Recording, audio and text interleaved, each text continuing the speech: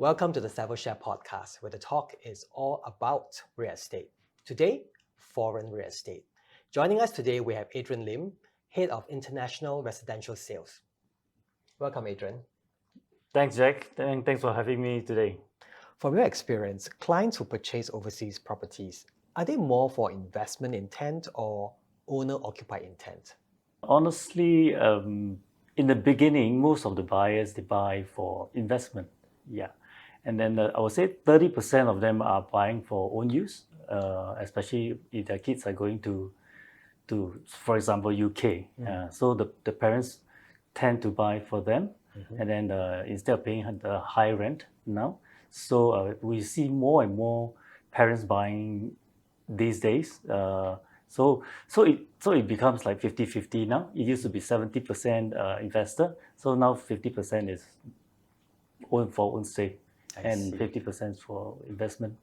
With ABSD impacting the cost of owning multiple residential properties and the high property prices, clients are now looking for alternative types of properties, example, overseas properties. From your observation, has there been any shift in clients' demand for overseas properties? Yes, definitely. It's quite obvious. It depends on how sophisticated the buyer is. If let's say they know overseas property or they have bought before, they tend to go for the more prime ones. Like in Singapore, we have the District 9, 10, 11. Like in London, you have Zone 1 and 2s. And then for Australia, you have Sydney. Because the good unis are there, so they prefer Sydney. And then the second group will be the newer buyers, or buyers who have not bought overseas before, who are not familiar with the tax and all that. So they tend to go for the more mass market ones, like the ones in Manchester or in Perth. Which market has enjoyed the deflected demand for Asian investors for overseas properties, and why? The three main markets, I would say, will be UK, Australia, and Japan. For Japan, it's quite obvious because yen has dropped about 30 to 40%. So people perceive Japan property as very value buy. And then, of course, likewise, this Aussie dollar, they have dropped about 20-30% as well. So it's quite compelling to buy something now, even for myself. It's quite tempting. Now, Adrian, you spoke about Japan. For hospitality and tourist areas such as Niseko, they seem to be gaining traction among investors. Do you see a trend of people investing in hospitality and tourist areas versus traditional city suburban areas in the next few years, and why? COVID affects a lot of things. COVID makes people think about YOLO. YOLO means you only live once, right? So a lot of people with some money, they tend to think, oh, maybe they should just rent, But today with YOLO, they say, never mind, just go in, and then while the yen is very cheap, and I can enjoy the ski or the snowboarding in, let's say, in Niseko, for example, and then they will make money at the same time. Yeah, if they don't stay there, they can rent it out. So like the villas in Phuket or the villas in Bali, this likewise, the owners are not using them. These are all money churning investments. So there is a trend of going into lifestyle touristy areas versus the traditional city areas? Yes, these people, they want the space, like small apartments. Even if they buy apartments, they tend to go for at least a 2-bedders. The people used to buy just a 1-bedder. Now, one of the key property that has been gathering a lot of interest is Television Centre in the UK. What is it about this property that's attracting so much attention, even though it's already phase 2? Well, Singapore used to be a colony of UK, right? Well, BBC is a big thing for the British and of course for Singaporeans as well. And buying at BBC, I think is something that you can brag about to your friends. And then not to mention that there is a scheme there by one of the large developers. They the scheme did very, very well. They almost sold out the whole place. And the reason is because one of the best UK university called the Imperial College, they have the campus 2 there. So people just want to be near the university. University, you have all the captive tenants like lecturers, researchers, and all these people have money to rent from you if they don't buy. Yeah, so these are the very good tenants as well. Traditionally, the people who invest in overseas properties are mainly baby boomers, Gen X and Gen Y. Is the younger generation also investing in overseas properties? And if so, what kind of properties are they interested in? These people would have bought the first either HDB or first private property in Singapore, right? Then obviously they won't go for the second one in Singapore because the loan to value, that means the amount of money they can borrow is very low, very little. And then they've come up with a lot of cash just to buy their second property. And also they have the ABSD to consider. So, which is why they rather go for some value buy. I assume that they are not too familiar with overseas properties. Like I mentioned, like Manchester, Leeds, or Perth. Yeah, the values are quite affordable, and some of this government, they actually throw in some, I wouldn't say freebies, they actually give like stamp duty rebate. So you can save up to like 50,000 on the stamp duty itself. Now, what are the potential benefits of investing in overseas properties? If you look at Australia or London or Japan, they are much lower in terms of per square foot. Yeah. And what are the benefits? Number one, their currency has dropped so much. Yeah, at least 20 to even up to 40%, depending on yen or Aussie dollar or the British pounds. Yeah, so buying overseas is always currency play as well. Yeah, besides yield play means rental yield. The rental yield that you can fetch from let's say Australia, you can easily get 6%. Likewise, in London, you also can easily get 5.5 to 6.5%, depending on how far or how near your property is to the city center. Yeah, and of course your budget as well. Yeah, so and then overseas developers, they tend to not just build one building by itself, they regenerate the whole town. So if you're early bird, you buy the first phase, and then obviously when they launch the second phase, they will increase the price. Then if there are 5 phases, just imagine. So you're expected to gain from the capital growth. So these are what we call the 3 boosters. Yeah, you have capital growth, you have currency gain, you have letting money to collect every month or every year. And what kind of risk are there? Before we take on any project, let's say Savills, we launch a project in Singapore. We always do due diligence. Then we always make sure that the deposit, let's say 10% deposit, is always put in the escrow account. And escrow account is always, the developer has to buy insurance to insure the money in the escrow account. So this is to protect the buyers. Yeah, because some I don't know, some black sheep in the industry, they may not do due diligence. So potentially the buyers can lose the 10 or 20%. Yeah, so this is one risk. And number two, yeah, the developer may not have enough money because to get funding from the bank, they may need to sell like at least 30-40% of the units first before they can get funding from the bank. Also, some of them can't get that, so they can run away with the money. It happens before. Yeah. That doesn't sound good. Yeah, that only happens to the small developers, the dodgy ones. Yeah, that's why due diligence is very, very important for us on our part to protect our buyers here in Asia. How can investors mitigate this risk?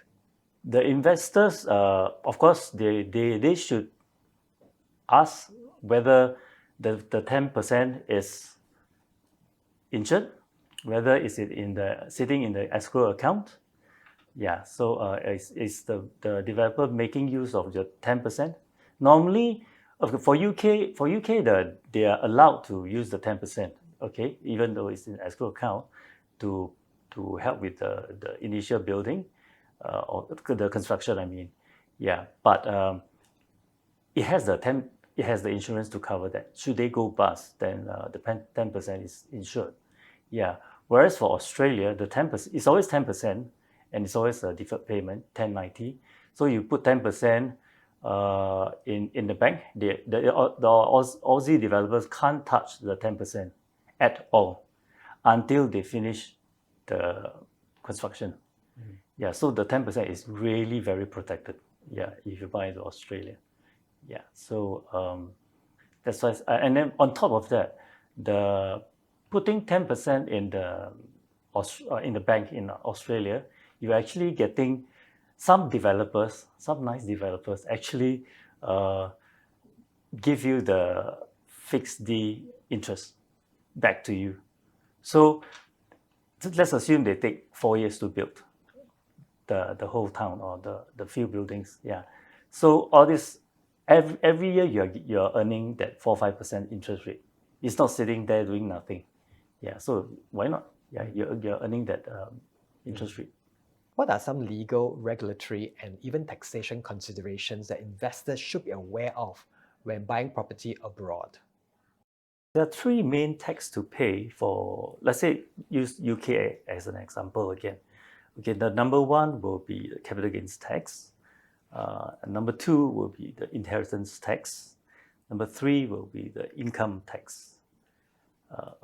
Just like Singapore, we have to pay income tax because we are earning the letting fee from the tenant, so we have to pay income tax on that as well. Yeah, so these are the three main components. Yeah, so capital gains tax we can't avoid because if you make money, you have to pay some tax, right? Yeah, so it's 18% to up to a certain value. If it's more than that, you pay 28%. Yeah, but there are ways to minimize the tax because legally, the government, they are actually quite pro investors. They give you stuff for you to offset against the gains. Yeah, so your gross profit is actually your tax on the net profit after deducting all those that you can deduct. Yeah, which the tax advisor can explain easily. The number two, inheritance tax, is actually 40%. Yeah, but if the property is bought in husband and wife's name, yeah, then should something happen to one party, then the surviving spouse will take over the property without having to pay any tax. Yeah, even though it's set at 40%. But this is just a special case for husband and wife. Yeah, but between two friends, it'll be another story. Okay, you can have up to 4 names in one property. Maybe I should mention that taking a loan is a good one. Why? Because if the property is, say, a 1 million, then you take a 70% loan, then the net value of your actual property is just £300,000, right? Every one of us, whether you're local or foreigners, you're given a £325,000 allowance. Yeah, so your net value is only 300 ma. So it falls below the 325. So you don't have to pay any inheritance tax should something happen to you. Now, you spoke about borrowing. Financing is obviously a key consideration when purchasing overseas property. What financing options are available for investors looking to purchase these properties? Oh, plenty actually. Let's just use UK as an example, right? Most of the banks in Singapore, they can finance, like OCBC, UOB, Maybank, all this they can finance UK property. Yeah. all the banks in the UK, yeah, they're like, I don't know, 200-300 kind of banks in UK. So we have a mortgage broker who is based in Singapore. In fact, not just one, we have at least 3 or 4 mortgage brokers. They're all based in Singapore to help with the buyers. If they want, because if they take a loan from a Singapore bank, it's subject to TDSR, total debt servicing ratio. But if you take a loan from UK, you are not subject to TDSR. Yeah, so it's like a fresh loan and all that. Yeah, and there are so many banks. And another good thing is you can take interest-only loan. You don't have to pay the principal. Yeah. But in Singapore, all the loans you have to pay principal plus interest, right? Yeah. Whereas for UK, you can choose interest-only loan. Some investors, pure investors, they like that kind of arrangement. What should investors do about property management and maintenance, especially if they're not staying in it? Just now I mentioned before, we have the letting agents, managing and letting agency in Singapore. So even ourselves, Savills, we can provide this service. Yeah, that's why we call it one-stop shop. We arrange everything from letting, managing, to giving. I mean, we work with our partners like tax advisors and then our mortgage brokers and all that. So this buyer, I had buyer who bought at least 6 properties from me, and he hasn't gone to UK. He has never been. Yeah, so he just based on the numbers that he saw and he liked it, and then he likes my service. So yeah, so he just, you see, everything can be done in Singapore, even with the contract and all that. How would you advise investors looking to sell or liquidate their overseas property investments? Sometimes investors ask me how long should they hold their investments, right? So I'll tell them generally your brand new property can last about 8 years without you doing A&A work or refurbishing and all that. If you want to save on that, sell maybe after 6-7 years, if you want to do that. Sometimes I like to keep the property, so I will spend like 10,000 quid to renovate the place and to make it look brand new again, and then so that I can get higher rent. It depends on the location. Some I like to keep, some I like to flip, some I like to just hold for a couple of years. Yeah, it really depends. Yeah, on the buyer's personal objective. Yeah, it depends on the age as well, what they really want, or they want to buy to keep forever or for the kids. We have buyers who are actually plan for their kids who are 2-3 years old. What is your outlook for the international residential investment scene in the next 2 years? A lot of people was just sitting on the fence since last year. Okay, so it's been pretty slow for for last year and this year, but we can see that it's improving because the Fed, they have announced that they are going to cut the interest rate, even though it's been delayed. Yeah, so now we're waiting for UK and US to. So we're expecting Q3 they should cut the interest rate, and with that cut, I mean that means your monthly installment will become cheaper. So all this sitting on the fence client will jump in right away. Yeah, because in fact the price has been quite low at the moment. And what impact will the cut in interest rates have on the overseas properties pricing? Once all the people jump in, and then you are expecting the price to go up. Yeah, we're looking at maybe 5 to 7% a year. Which other countries do you think the Asian investors would be interested in next, and why? Besides Japan, Australia, and the UK, I would say, Dubai is quite interesting now. A lot of people are buying into Dubai. And we do have some interesting Dubai proposition as well. They are keen to come to Singapore also. We do have a lot of expats asking for Dubai property because they have low taxes, low stamp duty, or even they don't have all those funny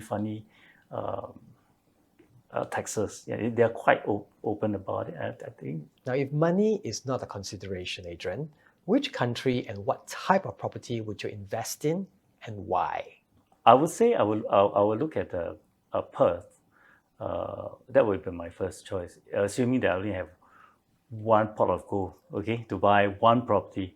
Yeah, Perth, I will buy let's say a 2-3 bedder or a landed property. Reason being, this Chinese premier, he went to Australia recently to talk about all the trade tariff and all that. Yeah, they're removing the wine and beef tariff on this too, and which is a good sign. And they are also talking about the minerals. And then Perth, Western Australia, they produce the most this kind of minerals, tin, ore, and all that. And China needs a lot of that. So we believe that the big companies like Rio Tinto and BHP, they are going to expand their headquarters again in Perth. So I foresee a lot of people moving there. And then Perth is also trying to emulate Sydney and Melbourne by moving their universities to the city centre. This will create the vibrancy in the city centre. Otherwise, it's fairly quiet. Edith Cowan will be the first one to move. They'll be ready in 2 years' time. And then Curtin will follow after that. And hopefully more and more will follow, yeah. And then we can see a lot of Chinese or even Indian students from India and from Chinese, respectively, moving to Australia because they are deemed as a safer country, as a safe haven. And then, like I said, Australia is the only country that never go through recession, even during the GFC. They provide everything themselves. Yeah, they even grow durian these days. So because they have the continent is so big, right? So they have all kinds of weathers, so they can produce everything themselves without importing. Because Sydney has prices have gone up a lot. Yeah, and then Melbourne, I'm not too sure because they're building quite a fair bit. So Perth is a